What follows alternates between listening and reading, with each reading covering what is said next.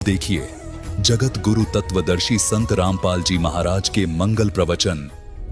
परम पिता परमात्मा पूर्ण ब्रह्म सारी सृष्टि के रचनहार कुल मालिक कबीर परमेश्वर जी की असीम रजा से आप सभी पुण्यात्माएं सत्संग सुनने के लिए उपस्थित हुए। धन्य है आपके माता पिता जिनसे जन्म हुआ, आपको ऐसे समय में मनुष्य जीवन प्राप्त हुआ जिसकी कोई कीमत नहीं लगाई जा सकती। वैसे तो सभी सदग्रंथों ने, सभी महापुरुष संतों ने मनुष्य जीवन को बहुमूल्य ही बताया है, लेकिन ये जो समय अब है कलयुग का, जो बिचली पीढ़ी बताई है परमात्मा ने, ये समय परमेश्वर ने ऐसा निर्धारित किया हुआ है कि प्रत्येक कलयुग में इसी समय में ये मोक्ष मार्ग खोला जाता है। और इस समय में आपका जन्म अब पूरे विश्व के जितने भी प्राणी हैं जिनको मानव शरीर प्राप्त है, धन्य भाग हैं उनके कि उनको मानव शरीर प्राप्त है। दुर्भाग्य उन प्राणियों का जिनको ये सच्चा नाम, सच्ची भक्ति और सच्चा ज्ञान, तत्व ज्ञान प्राप्त नहीं है। उसके लिए परमात्मा ने अपने सभी बच्चों के लिए यह प्रयत्न इस दास से करवा रखा है। रजा उस परमेश्वर की ही है, क्योंकि जैसे माता पिता को अपने सभी बच्चे प्रिय होते हैं, ऐसे ही ये परमात्मा कबीर देव है जिसको अल्लाह अकबर कहते हैं, जिसको ग्रेट गॉड कहते हैं। ये हम सभी का पिता है और यही हमारी माता है, क्योंकि इसके वचन से हम सभी आत्माओं की उत्पत्ति हुई है। इस परमात्मा में वो गुण है, त्वमेव माता च पिता त्वमेव, त्वमेव बंधु च सखा त्वमेव, त्वमेव विद्या च द्रविणम त्वमेव, त्वमेव सर्व मम देव देव। सब देवों के देव, सब परमात्माओं के परमात्मा, सब प्रभुओं के प्रभु ये कबीर साहब हैं, ये परम अक्षर ब्रह्म हैं। और हम सभी इसी के बच्चे हैं, चींटी से लेकर हाथी तक सभी प्राणियों में, और रंग से लेकर धनी तक, प्रजा से लेकर राजा तक उस एक परम पिता के सभी बच्चे हैं। तो उस परमात्मा ने, उस माता ने, उस पिता ने हम सभी बच्चे एक जैसे ही प्रिय हैं। अपने कर्मों के कारण हम भले ही कोई कुत्ता, कोई गधा, कोई सूअर बना है, उनका भी दुख उस परमात्मा को है, क्योंकि परमात्मा चाहते हैं कि प्रत्येक प्राणी इस ज्ञान को स्वीकार करे, परमात्मा के दिए हुए इस विधान को समझे और ये सभी यहां से निकल जाएं। ये पृथ्वी एक कैद है, 21 ब्रह्मांड है वैसे तो इस काल के, जिनको हम जन्नत कहते हैं, स्वर्ग कहते हैं, जिसको हम हेवन कहते हैं। इस काल के 21 ब्रह्मांड का जो हेवन है, जन्नत है, स्वर्ग है, ये भी एक जेल है। 3 लोक और भवन चतुर्दश सब ही जम की जेल रे, इस काल की जेल में है।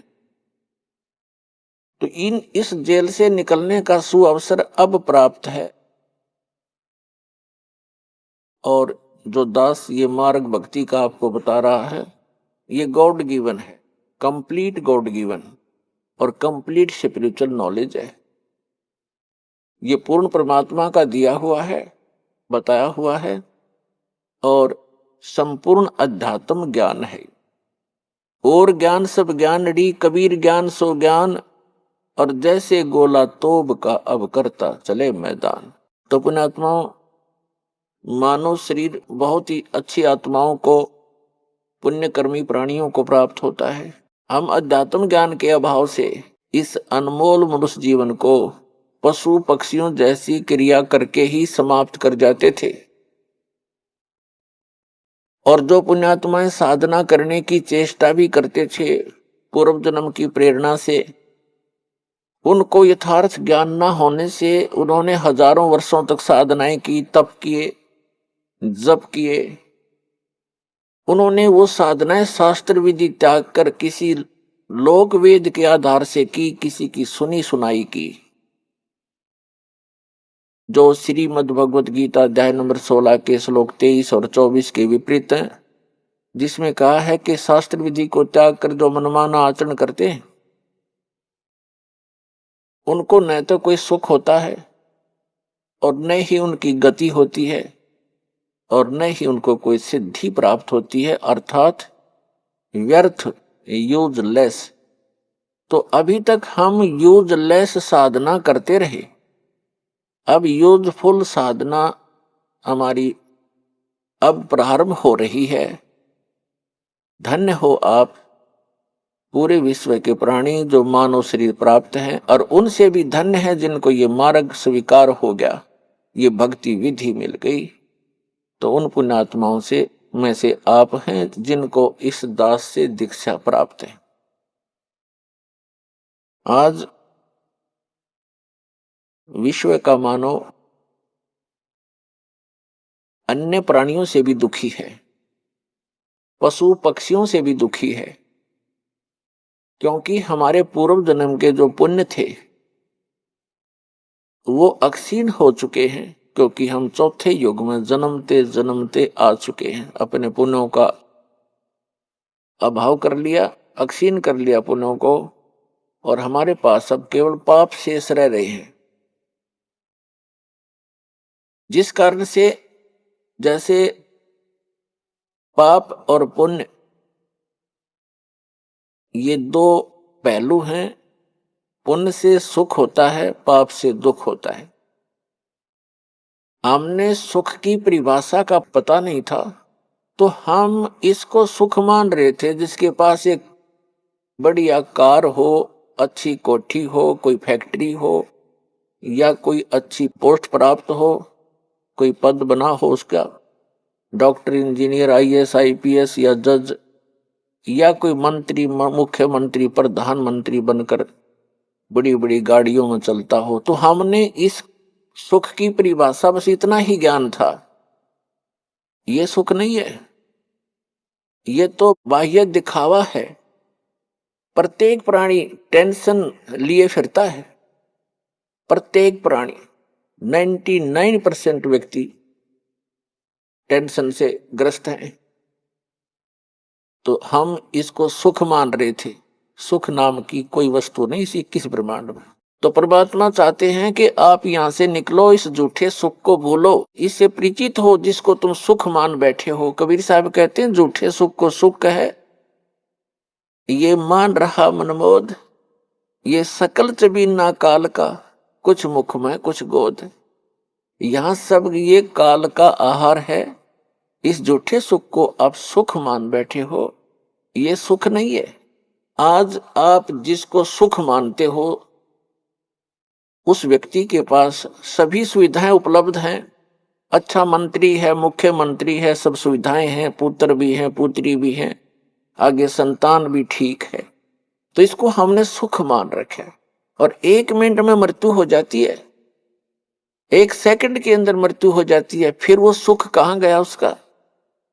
फिर कहीं गधा बनकर, कुत्ता बनकर गली में खड़ा होगा, खा के ये सुख। तो परमात्मा याद दिलाते हैं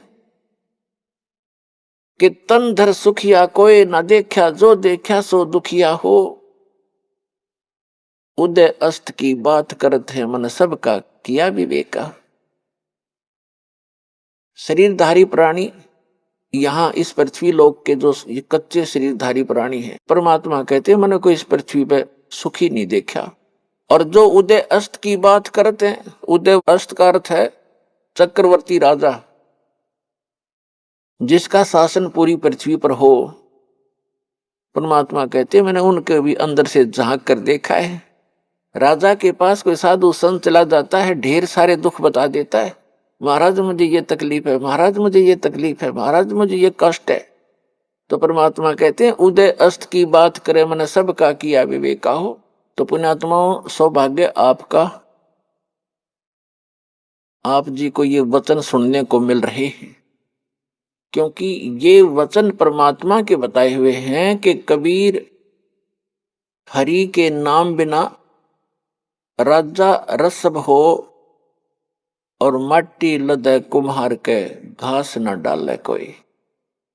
स्वर्ग का राजा इंद्र या पृथ्वी का राजा भी क्यों ना हो, यदि भक्ति नहीं करता भगवान की, उस पूर्ण परमात्मा की, वो रसब गधे की खच्चर बनेगा, खच्चर। तो पुण्यात्माओं, तो ये ज्ञान परमात्मा ने आके दिया है, इस पर आपने जोर देना पड़ेगा, यह सत्य है। और अन्य साधनाएं जैसे दास बहुत बार बताता है कि जो पूर्व जन्म के प्रारब्ध में, यानी पूर्व जन्म की संस्कारों से बनी किस्मत, उसको प्रारब्ध कहते हैं। आपकी किस्मत में आपके पुण्य अधिक हैं तो आपको पुण्यों के आधार से परमात्मा सभी सुख सुविधाएं देता ही रहेगा। आप चाहे भक्ति करो या ना करो, आप चाहे डाके डालो, चोरी करो, झूठ बोलो सारा जीवन, यदि आपके पुण्य घने हैं, पूर्व जन्म की आपकी बैटरी चार्ज है, तो तब तक आपको कोई प्रॉब्लम नहीं आएगी। और जो पुण्यात्माएं होती हैं जिनको सर्व सुख हैं, वो फिर भी कुछ ना कुछ भक्ति अवश्य करते हैं, वो रह ही नहीं सकते भक्ति किए बिना। तो वो जैसी भी साधनाएं परंपरागत प्राप्त होती हैं या किसी से सुनने से या कोई गुरु मार्गदर्शक से प्राप्त करके वो करते हैं, और उनको सुख तो मिल रहा होता है उनके प्रारब्ध से, यानी पूर्व जन्म के संस्कार से बनी किस्मत से। और वो ये सोच रहे होते हैं कि जो गुरु जी ने ये क्रियाएं मुझे बता रखी है, मुझे इनसे लाभ हो रहा है।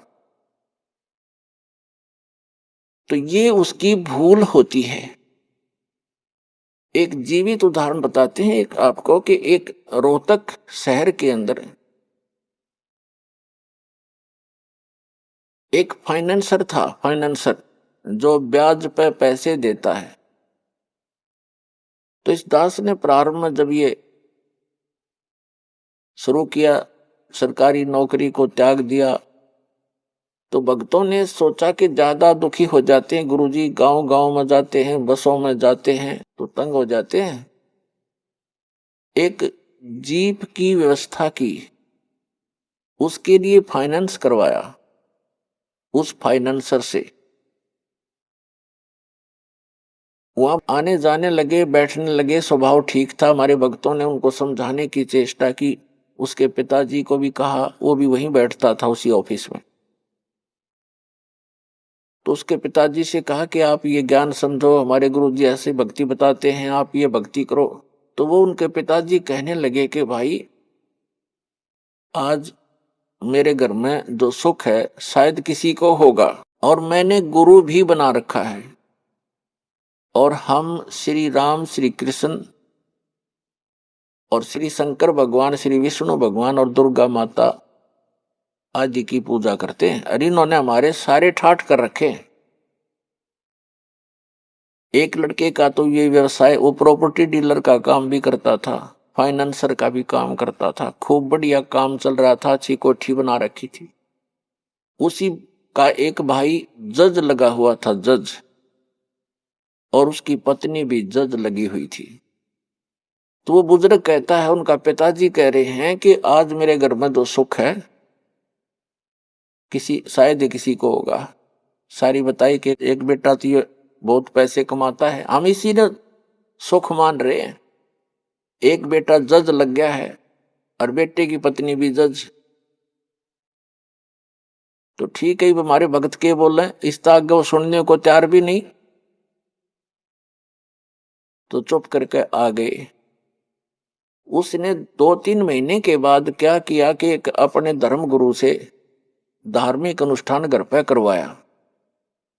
उस समय सभी बच्चे छुट्टी लेकर आ गए थे, जज भी आ गया था, फाइनेंसर वहीं था। तो जो उनके गुरुजी ने जो क्रिया करी थी, उसके बचे हुए फूल, जो फूल फाल चढ़ाते हैं, माला डालते हैं, कुछ हवन किया होगा, उसकी राख बच गई थी, उसको जल प्रवाहित करने की आज्ञा दी उसके गुरुजी ने। वो दोनों बेटे, एक जज और एक वो फाइनेंसर, उस राख को लेकर गए। उनका ड्राइवर साथ था गाड़ी में, और रोहतक से दिल्ली रोड के ऊपर एक जेएलएन बोल रहे हैं उसको, जवाहरलाल नेहरू कैनाल, बहुत भारा बड़ी गहरी वहां से बह रही थी। उस पे जाके उन दोनों ने पटड़ी पर गाड़ी चढ़ाई, ड्राइवर ने गाड़ी रोकी, दोनों उतर के उन्होंने वो जो भी थैला सामग्री थी वो ऐसे खाली कर दी जल में। वो जल में नहीं गई, उस कैनाल के उस नहर की पटड़ी ज्यादा टेढ़ी थी ऐसे, तो वो ऐसे गिर गई ऊपर ने। तो उन्होंने, एक भाई ने हाथ पकड़ लिया, एक कहने लगा मेरा हाथ पकड़, मैं नीचे जाके इनको जल में सरका देता हूं, बहा देता हूं। तो एक का ऊपर हाथ पकड़े था, वो नीचे जा रहा था भारी, तो वो नीचे वाला भी तगड़ा था, तो उसका पैर रिपट गया क्योंकि काई लगी हुई थी। और साथ में उसका भाई हाथ पकड़ रहा था, वो भी साथ आ गया क्योंकि उसे और मजबूती से पकड़ा। जब गिरने लगा तो वो भी नीचे गिर गया। दोनों उस नहर में गिर कर डूब कर मर गए। तीसरे दिन लाश पाई उनकी। पुण्यात्माओं, परमात्मा कहते हैं कि झूठे सुख को सुख है ये मान रहा मनमोद, ये सकल चबीना काल का कुछ मुख में कुछ गोद। आज उस बूढ़े के घर में जो कहर था शायद किसी के घर में होगा, जहां वो ये सोच रहा था कि जो सुख आज मुझे शायद किसी को होगा। जब तक हम उस परम पिता की शरण ग्रहण नहीं करेंगे, और जो साधनाएं हम करते हैं उससे हम मान बैठे हैं कि ये साधना से मुझे लाभ हो रहा है, कहां गई उसकी साधना? जो कहर टूट गया उस घर पे। तो पुण्यात्माओं, इसका समाधान केवल एकमात्र कबीर परमात्मा है, और उसकी ये सत साधना जो दास के पास है। इसके अतिरिक्त कोई कबीर साहब का नाम लेकर के अगर आपको कोई जंतर मंत्र बताता है तो व्यर्थ है, यूजलेस है। और ये मंत्र जो दास आपको देता है, ये है वो कारगर मंत्र। और इन मंत्रों को, इस साधना को यदि इस दास से प्राप्त करके कोई नीच व्यक्ति स्वयं बनकर संत इनको आगे दान करता है, तो वो भी महान दुश्मन है इस मानव समाज का, क्योंकि वो अधिकारी नहीं है। अधिकारी के बिना ये मर्यादा इस भगवान की, अधिकारी के बगैर ये मार्ग चलेगा नहीं। अब जैसे कोई नकली पासपोर्ट बनवा लेता है तो उसको कोई नहीं घुसने देगा उस एयरपोर्ट के अंदर, और पता लग गया सरकार ने दोनों दोषी, बनाने वाला भी और बनवाने वाला भी, और उसका काम था वो भी अधूरा रह गया, उसको सजा और मिलेगी साथ में। तो पुण्यात्माओं, इस अध्यात्म ज्ञान से अपरिचित हम अभी तक इन नकली संतों के फंस गए और नकली धर्म गुरुओं के फंस के हमने अपना जीवन नाश कर लिए, क्योंकि इनको कख भी पता नहीं भक्ति मार्ग का। ये अपने सदग्रंथों से परिचित नहीं, जिनके आधार से हमें ज्ञान दिया करते थे। तो इससे आप जी को एक विश्वास होगा कि सचमुच दो साधना आप कर रहे थे और सुख भी हो रहे थे, और जब कैर टूटने लगे, जब कोई बचाव नहीं हुआ, प्रोटेक्शन नहीं हुआ, क्योंकि वो आपका प्रारब्ध आपको प्राप्त था, आपकी किस्मत मिल रही थी, आपके पूर्व जन्म की बैटरी चार्ज थी।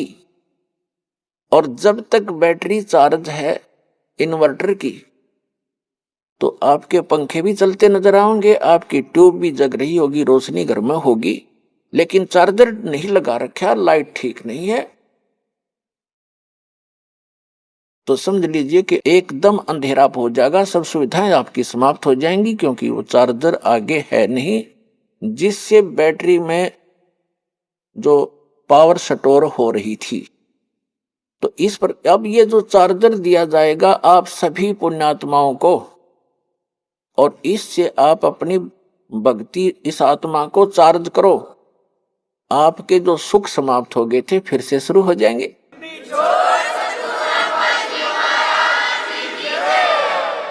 परमात्मा कबीर जी कहते हैं, गुरु बिन माला फेरते, गुरु बिन देते दान, गुरु बिन दोनों निष्फल हैं, चाहे पूछो वेद पुराण। गुरु गोविंद दोनों खड़े, काके लागू पाए, बलिहारी गुरु अपना जिन गोविंद दियो मिलाए। गुरु बड़े गोविंद से मन में देख विचार, हरि सुमरे सो रह गए, गुरु सुमरे हो पार। कबीर हरि जय रूठ जा, गुरु की शरण में जाए, कहे कबीर गुरु रूठ गए तो हर ना करे सहाय। अब जैसे क्या बताते हैं परमात्मा के, जिस समय आपका राम रूठ गया, हरि रूठ गया, भगवान रुष्ट हो गया, तो कैसे लक्षण होंगे? जैसे कोई दुखी व्यक्ति होता है और उसको आपदा पर आपदाएं आ रही हैं, तो वो अपने आप कहता है कि भी मेरा भगवान रुष्ट हो गया, मेरा राम रूठ गया। और जिसके सुख दिखाई देता है उसको सभी कहते हैं कि भाई इसका भगवान राजी है, इसका परमात्मा प्रसन्न है इसके ऊपर। तो पुण्यात्मा, परमात्मा प्रसन्न का क्या लक्षण है? कि उसके पुण्य उसके साथ हैं, तो तब तक उसका भगवान खुश दिखाई देता है। और जिसके पास पुण्य नहीं है, उस पर पुण्य से सुख होता है और पाप से दुख होता है। जिनके पास पुण्य नहीं है, पाप स्टार्ट हो गए, तो उनका राम रूठ गया, यानी उन पर आपत्ति आनी प्रारंभ होगी। तो यहां परमात्मा कहते हैं, कबीर परमेश्वर जी अपनी महिमा आप बताने आते हैं। वो आप आरती, आप साजे, आप किंगर, आप बाजे, आप ताल धान जनकारा, आप नचे आप देखन हारा, कह कबीर ऐसी आरती गाऊं, आप मध्य आप समाओ। अपनी महिमा आपने अपने बच्चों को वो स्वयं बताने आते हैं, क्योंकि भगवान की महिमा ना भगवान ना बता सके, जीव कैसे बता सकता है? ठीक है, उसके बताने के बाद हमारे जैसे जीवों का भी परमात्मा ने दया करी जीवों पर, कि हम उनके द्वारा दी गई बुद्धि से उसके बच्चों तक ये संदेश उसका एज इट इज भेज रहे हैं। अब क्या बताते हैं कि जब आपका राम रूठ गया तो आपके पुण्य समाप्त हो गए, आपत्ति स्टार्ट होगी, दुख पर दुख आने लगे। तो परमात्मा कहते हैं कि उसका समाधान क्या है? जैसे आप कोई एक घड़ा पानी का भर के या एक बोतल पानी की भर के और सफर में जा रहे हो, या कहीं खेतों में काम कर रहे हो, कोई मजदूरी कर रहे हो, और वो घड़े का जो पानी आपका जल समाप्त हो गया। जब तक जल था तो नो प्रॉब्लम, जब जल समाप्त हो गया तो बड़ी प्रॉब्लम, प्यास से प्राण निकलने को हुए। तो उस आपत्ति आ गई आपके ऊपर, क्योंकि आपके घड़े का जल समाप्त हो गया। वो कहां मिले? हैंडपंप पर जाइए, हैंडपंप पर जाइए और फिर वो जल का मटका घड़ा फिर भर लाइए, फिर सुख शुरू हो गया, वो आपत्ति फिर टल गई आपकी। तो यहां परमात्मा कहते हैं गुरु गोविंद दोनों खड़े और काके लागू पाए, बलिहारी गुरु अपना जिन गोविंदियों मिलाए। एक तरफ तो हैंडपंप खड़ा है, हैंडपंप है, एक तरफ एक मटके में जल है, घड़े में, जग में। तो परमात्मा हमें बताना चाहते हैं कि इन दोनों में से आप किसको सिलेक्ट करोगे? घड़े में जो 10-20 लीटर पानी है जग में, और एक तरफ हैंडपंप खड़ा लगा है, आप इन दोनों में से किसको चाहोगे? बुद्धिमान व्यक्ति हैंडपंप को चाहेगा, क्योंकि हैंडपंप से चाहे 100 घड़े भर ले और घड़े में जल है वो 10 किलो 20 लीटर, ये 2 घंटा में, 1 दिन में समाप्त हो जाएगा। तो यहां बताते हैं गुरु गोविंद दोनों खड़े। आप जो समझते हो कि जो सुख मानते हो, वो सुख कहां है? उस गुरु जी के माध्यम से प्राप्त होगा आपको। अब जल तो समझ लो भगवान है और हैंडपंप गुरु जी है। तो परमात्मा आपसे पूछते हैं और आप ही जवाब देते हैं कि गुरु गोविंद दोनों खड़े, एक मटके में जल और एक हैंडपंप। अब काके लागू पाए, आप पे उतर देते हैं, बलिहारी गुरु आपना जिन गोविंद दिया मिलाए।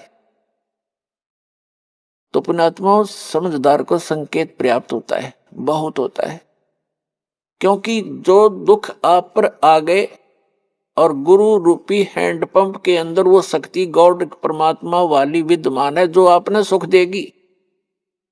तो गुरु जी के पास आइए और उन सुखों को फिर प्राप्त कर लीजिए जो आपके समाप्त हो गए थे। तो यहां आने से आपके वो जग, आपके गड्ढे फिर से भर दिए जाएंगे इस सत साधना और आशीर्वाद के द्वारा। अपने आत्माओं, देखो आपको यहां आने से कितना पुण्य मिलता है और आप कितने खाली हो चुके हो पुण्यों से। आशीर्वाद दिया जाता है, आशीर्वाद आपको एक एक्स्ट्रा ऐड होती है उस गॉड की, इस दास यानी उसके गुरु रूप में रिप्रेजेंटेटिव के माध्यम से वो आपको एक्स्ट्रा राहत दी जाती है, ताकि आप फिर अपने आप भक्ति साधना करके अपने पैरों पर खड़े हो, खुद साधना करो। ये समझ लो आपको सब्सिडी है गवर्नमेंट की तरफ से। जैसे गवर्नमेंट कई जगह 80% सब्सिडी दे देती है। 1 लाख रुपया लोन ले लिया, काम करो भाई अपना, 80% सब्सिडी यानी माफ कर दी, 20% रह गया। और जो नालायक उसने भी नहीं दे सकता, उससे भी नहीं कर तो वो करता नहीं व्यवसाय, वो बकवास कर रहा है। तो इस प्रकार आपको यहाँ आने से जो आशीर्वाद दिया जाता है, तो ये तो समझो आपको सब्सिडी दी जाता ना, आपको ये तो फ्री में दे दिया। फिर आपने साधना करनी पड़ेगी, वो फिर साथ में मंत्र मजदूरी दी जाती है कि अपनी कमाई करो, अपने भर लो, फिर से एक बैंक बैलेंस बनाओ भक्ति का जो आप खाली कर चुके हो। और ये बैंक बैलेंस इस सच साधना से बनेगा, इसकी थोड़ी ही भक्ति से घनी कमाई होती है। ऐसा व्यवसाय दिया जाता है। जैसे एक मजदूर सारा दिन में 150-200 रुपए प्राप्त करता है, सारा दिन कस्सी बजाता है, और एक ऐसा व्यवसाय कर रहा है जो प्रतिदिन 1 लाख रुपए का गल्ला इकट्ठा उठाता है। तो दोनों ही मनुष्य हैं, दोनों ही कर्म कर रहे हैं, लेकिन वो कितना लाभ उठा रहा है और उसके पास कितना है। तो ऐसी साधना है ये, जो आप प्रतिदिन 1 लाख का गल्ला उठाओगे, 1 लाख रुपए। ये तो एक एग्जाम्पल है। ये ऐसी साधना आपको दी जाएगी, पूरे विश्व के प्राणी भी इससे ऐसे ही लाभ प्राप्त कर सकते हैं, पूरे विश्व के।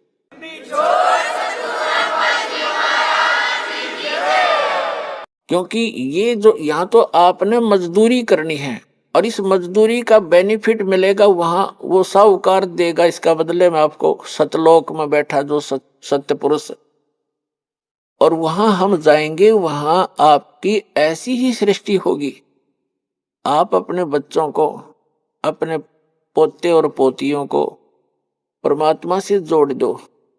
अब जैसे आपके लायक बेटा बेटी हैं और लायक आपके पोता पोती हैं, और आपको कितना अच्छा लग रहा है, यहाँ पर कितने प्यारे लगते हैं, कैसे इनके साथ घुल मिल कर रहते हो, बहुत अच्छी बात है। लेकिन इनमें रहोगे कितने दिन? जो आपको मूर्ख बनाकर रखा हुआ यहाँ पर काल ने, 1 सेकंड में पता नहीं क्या बिजली गिर जा। और इस सत्य ज्ञान के अभाव से हम इन्हीं में उलझ पुलझ कर यहीं पर फंस जाते, और फिर अपने अपने ये संस्कार पूरे किए। आज दादाजी मनमान अगले जन्म में नाइजीरिया में पैदा हो जा और पोता हो जा अमेरिका में, या फिर दूसरा ये है दादा की जगह गधा बन रहा और पोता बन जा कुत्ता। तो अगले जन्म में तो नहीं रही, ये ठाठ हिस्सा जन्म में बिखर लेंगे आपके। धीरे धीरे सभी चले जाते हो, कभी बेटा मर गया, कोई पोता मर गया, कभी पोती मर गई, मां मर गई, किसी का बाप मर गया। तो यही बिजली गिरनी शुरू हो जाती है और हम कितने खुश हैं। तो परमात्मा ने बताया कि ये एज इट इज व्यवस्था आपकी ऊपर होगी। आपके घर खाली पड़े हैं, जहां आप रहा करते थे, आप वहां गलती करके यहां गिर गए हो। अब वो आपका समझ में नहीं आती, क्योंकि आप इस व्यवस्था में फाइनल हो चुके हो, इसको फाइनल मान चुके हो कि ऐसा ही होता है सबके साथ। नहीं, अब इससे आपका बुद्धि का सतर उत्तिष्ठ होगा, उठेगा, उभरेगा। इस ज्ञान से आपको यहाँ का ये नरक दिखाई देगा जिसको आप स्वर्ग समझ बैठे थे, सुख मान बैठे थे। अब जैसे बहुत से उदाहरण हैं। एक ये पोलैंड देश का एक पूरा का पूरा कैबिनेट माने मंत्रिमंडल, यानी जिसमें 95 मंत्री प्रधानमंत्री थे, और सारे के सारे जहाज में बैठ के किसी का शोक व्यक्त करने जाते, किसी की मृत्यु के ऊपर, और उनका वो जहाज दुर्घटनाग्रस्त हो गया। वो सारे के सारे मर गए एक ही सेकंड में। तो पुण्यात्माओं, परमात्मा कहते हैं इस झूठे सुख को सुख है ये मान रहा मनमोद, ये सकल जबीना काल का, ये काल का आहार है सारा, और कुछ मुख में कुछ गोद। कितनी हवा में उड़ रहे थे वो। प्रत्येक आदमी ऐसे ही रहता है। एक छोटा सा व्यवसाय करने वाला ही फूला नहीं समाता, वो तो प्रधानमंत्री सतर मंत्री सतर के आदमी थे। तो उनकी कितनी इच्छाएं थी, ये कर देंगे, वापस आएंगे, ऐसा करेंगे, वैसा करेंगे, खाक करेंगे। अब कोई बिल्ली बनकर घूम रहा, कोई कुत्ता बनकर घूम रहा होगा, कोई गधा बन गया होगा, कोई कितना और दुर्गति में गंदी नाली का कीड़ा बनेंगे। तो अभी तक हमें पता नहीं था कि इसका कोई विकल्प है, कोई अल्टरनेट है। अब अल्टरनेट है, गारंटीड है, गॉड गिवन है। इस दास के पास प्राप्त है, कल्याण करा लो, और नहीं तो इस पर विवेचन करो।